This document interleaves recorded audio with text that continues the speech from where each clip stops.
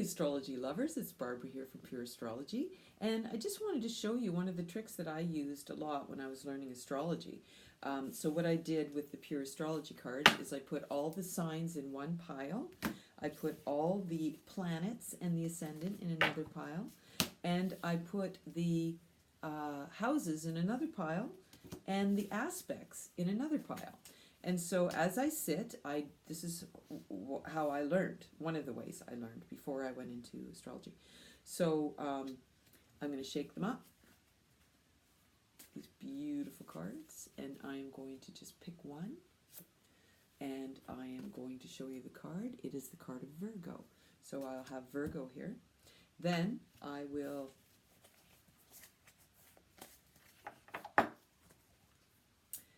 just pick a card and ascendant. Okay, so here is the ascendant in Virgo, so that's one. Then I'm going to look at the houses. I'm going to do the same thing, shuffle them up, pick a card, and I have the first house, which is you. So the next one I will do, Virgo ascendant, of course it's in the first house because it's the ascendant. So let's see if there's another planet maybe in the first house. Sun is also in the first house. So this person would have the Virgo ascendant and the Virgo sun in the first house. So this person would be unbelievably detailed. Well, let's see. What does it say about Virgo? It says very capable, service-oriented, cautious, detailed, could be nitpicky, kind, critical of self and others, a little shy sometimes, loyal, ethical, practical, worrier, analytical, earth, mutable, Mercury, and you can see that it's Earth, mutable, Mercury, and it's feminine. So this is what her sun or his sun and ascendant are in. So this is in the first house, okay? So now when someone says, oh, your sun is in Virgo, well, we can talk about more. Yes, your sun is in Virgo, but it's in the first house, which means that would be very much about you. So this is about you. How you look to others, your personality, everything is very much a Virgo. So then I would mix it all together. Okay? So let's look at their moon. So her moon, and let's just shuffle this up. She has a moon in Aquarius. Okay? So here's a Virgo with her sun and ascendant in Virgo in the first house. And so she's very much a Virgo. It's her personality. It's how she is. She could be a little cautious. She could be a little bit shy. She definitely likes things done her way. She can get lost in the details. She can be very critical, particularly about herself because it's in the first house. And then here we have the moon, which is our emotional nature. It's what we need to feel secure. And it's in Aquarius. Now that's very, very different energy, because Virgo is all earth. So you've got your foot planted on the ground, where Aquarius is air. And so you've got this earth and air. And so you can be a little bit dry.